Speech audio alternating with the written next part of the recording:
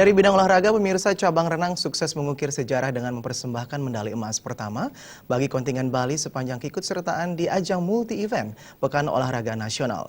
Medali emas perdana dari cabang olahraga air tersebut diraih perenang Eva Lilian van Lienen usai menjuarai final nomor 50 meter gaya dada putri. Sebelum mempersembahkan medali emas, perenang Eva Lilian van Lienen sebelumnya sukses meraih medali perak di nomor 100 meter gaya dada putri. Saat berlaga di final nomor 50 meter gaya dada putri, yang berlangsung di kolam renang FPOK UPI Bandung, Eva Lilian van Lienen sukses menyabet emas usai mencatat waktu 33,33 detik.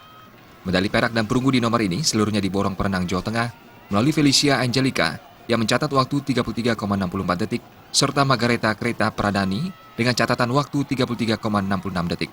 Catatan waktu yang dibukukan Eva Lilian bahkan melampaui rekor terbaiknya selama ini yang berada pada kisaran 34 detik. Ketua Umum KONI Bali Ketut Suwandi mengungkapkan, medali emas yang dipersembahkan perenang Eva Lilian van Lienen dari cabang renang merupakan kejutan luar biasa. Karena sebelum berangkat ke PON Jawa Barat, KONI Bali tidak memberi target medali untuk cabang renang.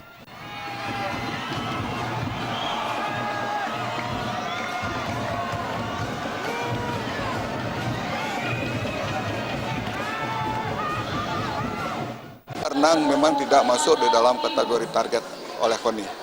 Ya, renang sama terus terang tidak kami memasang target emas, apalagi emas perak pun kami terus terang kemarin itu tidak memasang untuk.